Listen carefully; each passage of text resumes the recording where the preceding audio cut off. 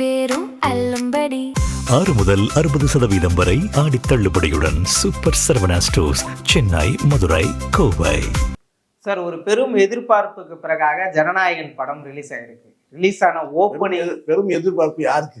ரசிகர்களுக்கு, தமிழ்நாட்டு மக்களுக்கு. ஐயோ, தமிழ்நாட்டு மக்களுக்கா? இதெல்லாம் ஓவரா இல்ல, ரசிகர்கள்னு சொல்லுங்க. ஓகே, தமிழ்நாட்டு மக்களுக்கெல்லாம் அப்படி சொல்ல முடியாது. ஓகே, ரசிகர்களுக்கு பெரிய எதிர்பார்ப்பு. டைட்டில் கார்டு ஓப்பனிங்ல இருந்தே வெறும் நடிகர் விஜய், தளபதி விஜய்னு வராம ஆனரபிள் சீஃப் மினிஸ்டர், அது உண்மையிலேயே சந்தோஷமா தான் இருந்துச்சு. சரி, பரவாயில்ல, முதலமைச்சர்லாம் கூட நடிக்க முடியும் அப்படி இருக்கு. ஏன்னா பழைய சரித்திரம் ஒண்ணு இருக்கு. எம்ஜிஆர் அவர்கள் மதுரை மீட்ட சுந்தரபாண்டியன் படத்துல கடைசி படம் அது. ஆனாலும் அதுக்கு முன்னாடி பாத்தீங்கன்னா ஒரு 4-5 படம் அது அரசியல் படம். மதுரை மீட்ட சுந்தரபாண்டியன் அரசியல் படம். அது ஏறக்குறைய டைரக்ஷன் பாத்தீங்கன்னா ஃபுல்லாவே அவர் தான். படத்துல ஃபுல்லா மதுரை மீட்ட சுந்தரபாண்டியன் படம் எல்லாத்துலயுமே எம்ஜிஆருடைய தலையீடு.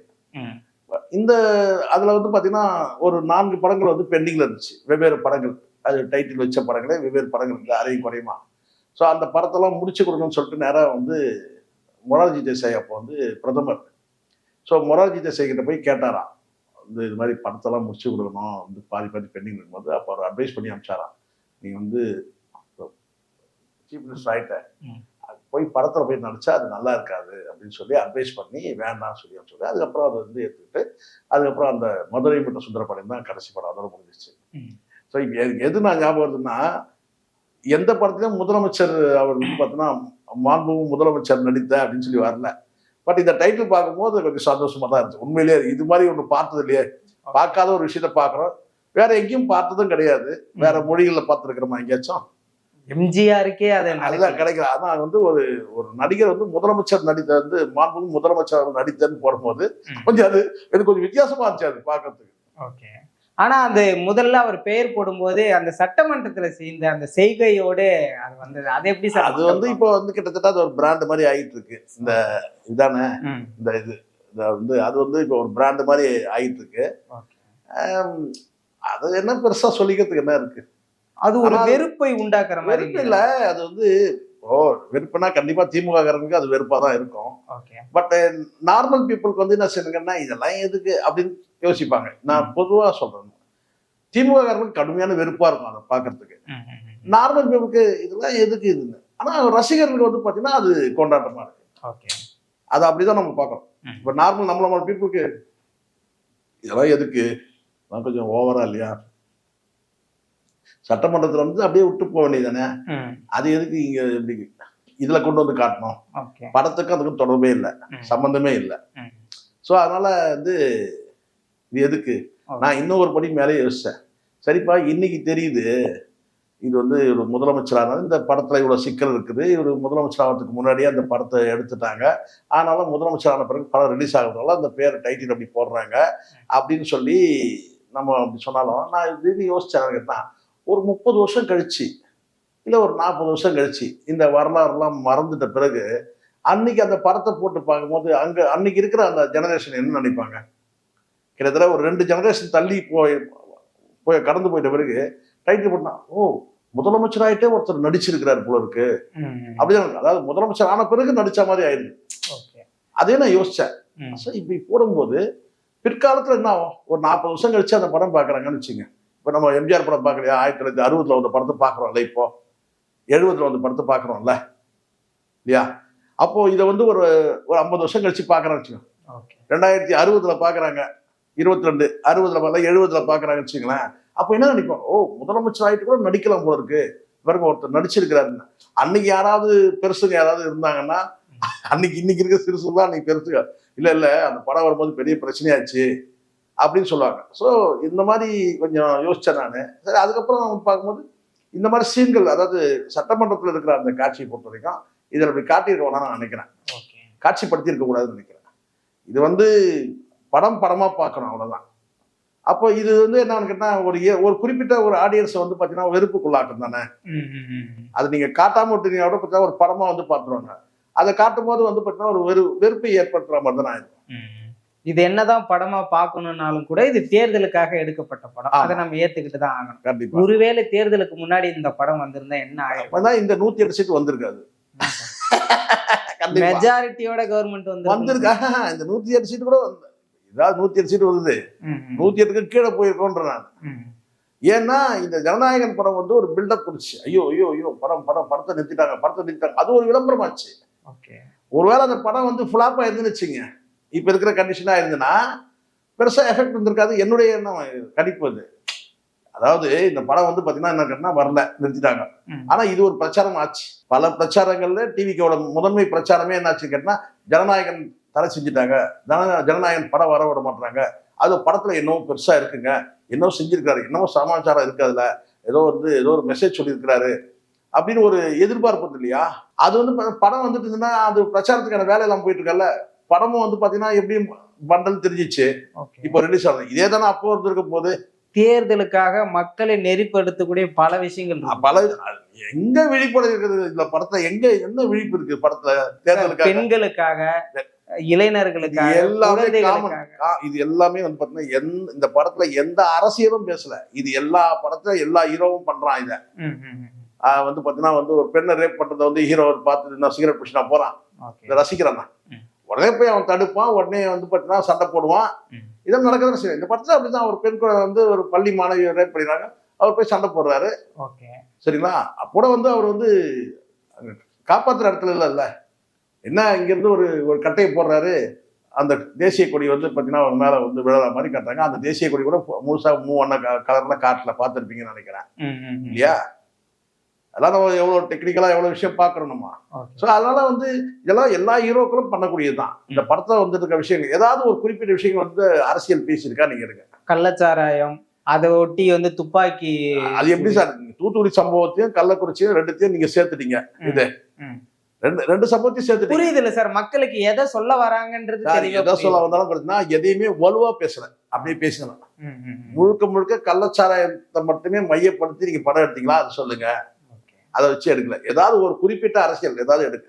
இப்போ சர்க்கார் படத்துல வந்து வாக்குரிமை பற்றி எடுத்தீங்க, வாக்குரிமைன்றது எவ்வளவு முக்கியமானது சொல்லிட்டு அந்த மாதிரி ஒரு பிரதானமா வந்து ஏதாவது ஒன்று எடுத்து நீ பேசுங்க. இப்ப கார்பரேட் முதலாளிகள் வந்து தண்ணியை வந்து பாத்தீங்கன்னா என்ன பண்றானுங்கன்னு சொல்லிட்டு இப்ப கத்தி படத்துல எடுத்தீங்க இல்லையா? ஸோ தன்னூத்து கிராமம்னு ஒரு கிராமத்தை காமிச்சிங்க. இப்படி வந்து ஒரு கத்தி படமா இருக்கட்டும், இல்ல பிகில் படம் எடுத்துங்க, பெண் குழந்தைகளை வந்து பாத்தீங்கன்னா உரிமை பறிக்கூடாது, அவங்க ஸ்போர்ட்ஸ்ல அவங்களை என்கரேஜ் பண்ணணும்னு சொல்லி எடுத்தீங்க. இந்த மாதிரி வந்து ஒரு குறிப்பிட்ட ஒரு கண்டென்ட் மட்டும் எடுத்து நீங்க பண்ணா பரவாயில்ல. இங்க இருந்து நேரா போயிட்டீங்க, ஆப்பிரிக்காவுக்கு போயிட்டீங்க, அங்க எவன போல டம அவங்க எல்லாம் சுட்டுட்டு ஒருத்தன் தூக்குல தொங்க விட்டுலாம அவனை வேற சுட்டுட்டீங்க எல்லாம் இருந்தீங்க. எதுக்கு இன்னைக்கு வரைக்கும் நானும் யோசிக்கிறேன், இப்போ எதுக்கு இந்த ஆப்பிரிக்கா சீன் காமிச்சாங்க அந்த படத்துல? யாராவது தயவு செஞ்சு சொல்லுங்க. யாராவது ஒண்ணு எச்வினர் சொல்லட்டும், அல்லது வந்து படத்துல தொடர்புடையவங்க யாரும் சொல்லட்டும். முதலமைச்சர் சொல்ல முடியாது, பிஸியா இருப்பாரு. யாராவது சொல்லுங்க, எதுக்கு இந்த சவுத் ஆப்பிரிக்காவுடைய சீன் எதுக்கு படத்துல? நீங்களே சொல்லுங்க, நீங்க படம் பார்த்தீங்கல்ல, எதுக்கு அந்த சீனு? இல்ல சார், விஜய்ன்றவரு அவருக்கான உயரம் தெரியும், அவருக்கு நிகரா ஒரு வில்லனை காட்டு. அதுக்காக எனக்கு என்னங்க, தமிழ்நாட்டுல ஒரு கல்ட்டு அவரு, அவ்வளவுதான் விஜய். அகில இந்திய அளவு கூட கல்ட்டு இனிமே தான் ஆகணும். தமிழ்நாட்டுல ஒரு கல்ட்டு, அதுல சந்தேகமே வேண்டாம். அகில இந்திய அளவுல வந்து அவர் கல்ட்டா மாறுறதுக்கான ஸ்கோப் இருக்குன்னு சொல்றாங்க, அது பார்க்கலாம். ஆனா அதுக்காக சவுத் ஆப்பிரிக்காவில் போயிட்டு வந்து ஒரு பெரிய ஒரு அதிபரையே வந்து ஒரு மாகாண அதிபரையே வந்து பார்த்தீங்கன்னா வந்து கொண்டுட்டு துப்பாக்கியை சுட்டுட்டு எல்லாரையும் அழிச்சிட்டு ஒருத்தர் வர்றாரு, அவ்வளவு பில்டப் பண்ணலாம். சரி, அப்படிப்பட்டவர் யாரான்னு கேட்டா இங்க ஒரு டிஎஸ்பி இருந்தார். யாரான்னு கேட்டா ஒரு எக்ஸ் டிஎஸ்பி. சரி, கமிஷனர் வேற ரேஞ்சுக்கு அது காமிச்சிங்களா? ஒரு கமிஷனர், ஒரு டிஜிபி அந்த ரேஞ்சில் அது காமிச்சிங்களா? ஒரு டிஎஸ்பி, ஒரு டிஎஸ்பி வந்து பாத்தீங்கன்னா வந்து அவர் ரிவெஞ்ச் எடுக்கிறாரா, அவர் வந்து பாத்தீங்கன்னா யாரான்னு கேட்டா வெளிநாட்டுக்கு போய் பெரிய டான் ஆகி வராரு. சரி, நம்ம ஹீரோ எங்க இருக்கிறாருன்னா ஜெயில இருக்கிறாரு. ஏதாவது ஒரு மிஸ்மேட்ச் இருக்குல்ல, எப்படி இருக்கு பாத்தீங்களா? எதுவுமே ஒர்க் அவுட் ஆகவே இல்லை. கதை நல்ல ஒரு கதை திரைக்கதை ஒர்க் அவுட் ஆகணுமா? கதை திரைக்கதையே இல்லை.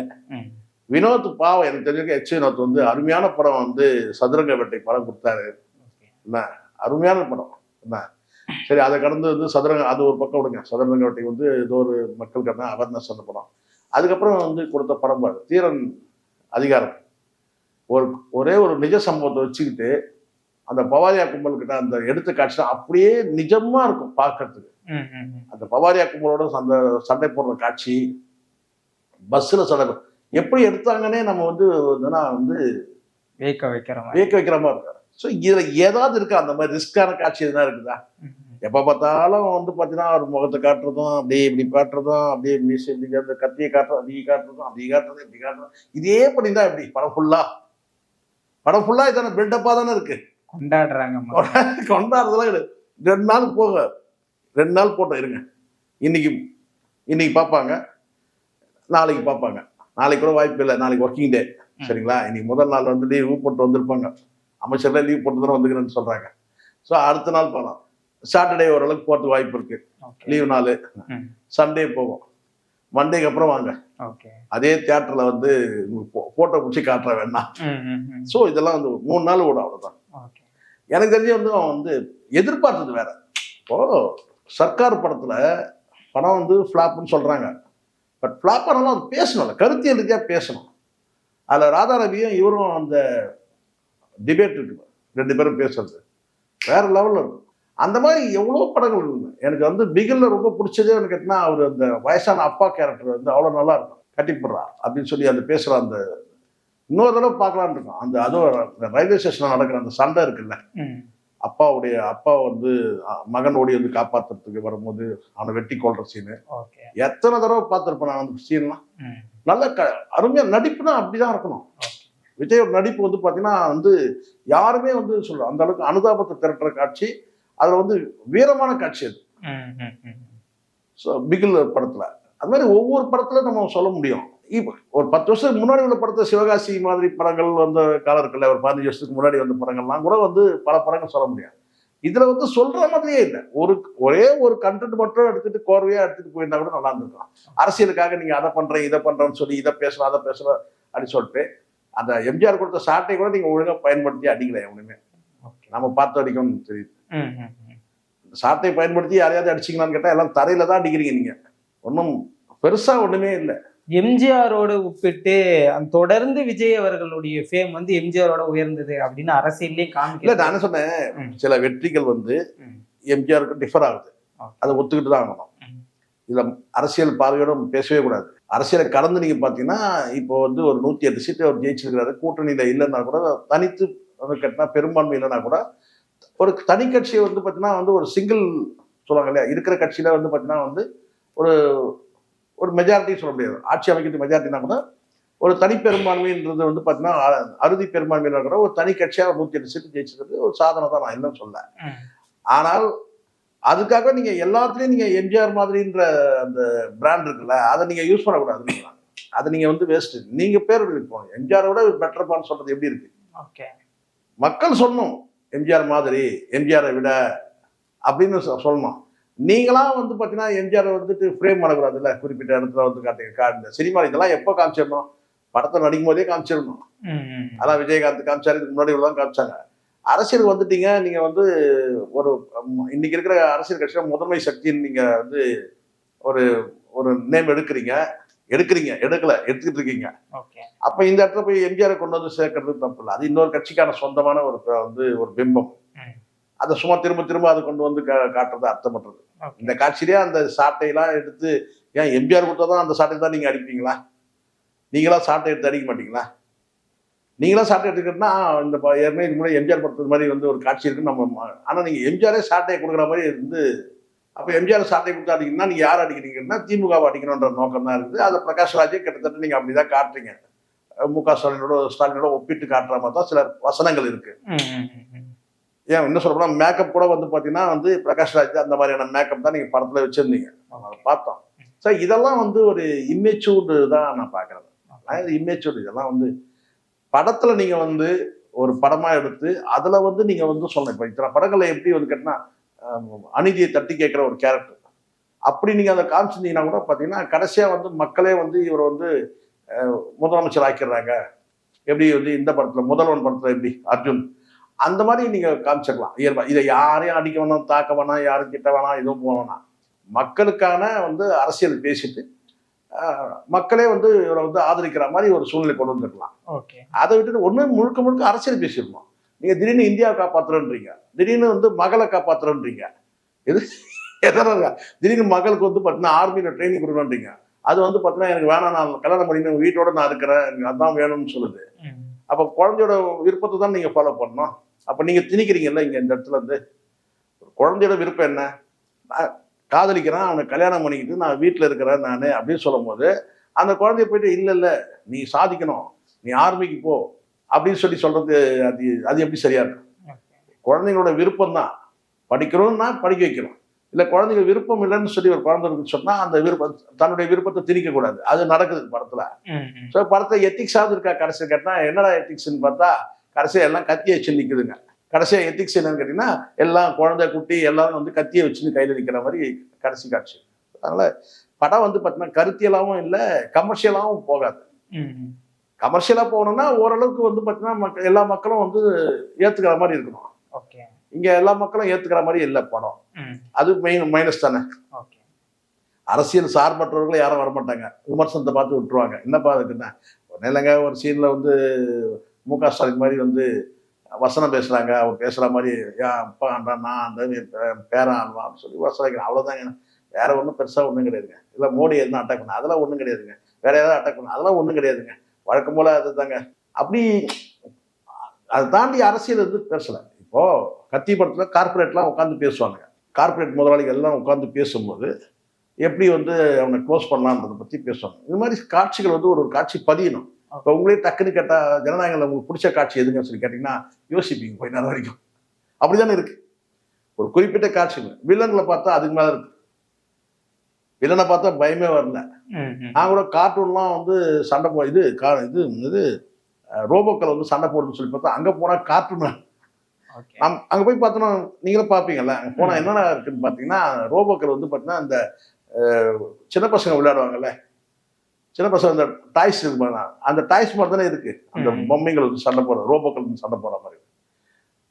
நம்ம ஜேம்ஸ் கேமரன் படத்துல நீங்க பார்த்துருப்பீங்க, ரோபோக்கள்னா எப்படி இருக்குன்றதை காட்டுவாங்க. அந்த மாதிரி இருந்தாலும் பரவாயில்ல. ஸோ எதுவுமே ஒர்க் அவுட் ஆகும். பாவம் எச்வினோத்து எனக்கு தெரிஞ்சு பரிதாபமான இருந்தாங்க. ஸோ ஏன்னா இப்போ அடுத்த படம்லாம் எச்வினோத்துக்கு எப்படி கிடைக்கும்? இந்த மாதிரி ஒரு ஃப்ளாப் மூவி கொடுங்க. எல்லாருக்கும் தெரியும், நீங்க மூடி மறைக்க முடியாதுல்ல. இப்போ எல்லாருக்கும் ஜனநாயகன் என்ன வந்து இப்போ கோட் படம் வந்து ஃப்ளாப்பா வந்து லியோ ஃப்ளாப்பான்னு கேட்டால் யாரும் சொன்னாங்க. லியோ நல்லா போச்சு, கோட் ஃப்ளாப்பு. ஆனால் தான் அவனுக்கு வெங்கட் பிரபுக்கு படம் கிடையாது. அடுத்தது கையெழுத்துக்கும் கும்பிட்டு அமிச்சிட்டாங்களாம் எங்க ஏஜிஎஸ்ல அந்த மாதிரி சொல்ல. அப்போ இதுவும் நீங்க பாருங்க, இப்போ இதே இப்போ எச்வினோத்துக்கு இதோட அவ்வளோதான். இதோட விஜயை வந்து படத்தை நடிக்கிறாந்தா கூட கொடுக்க மாட்டார் படத்தை. ஆனால் இது முழுக்க முழுக்க எச்வினோத்தோட டைரக்ஷனாக கூட அது எனக்கு சந்தேகமா இருக்கு. இதில் தலையீடுகள் நிறைய இருக்கும் போல இருக்கு அப்படிதான் நினைக்கிறேன்.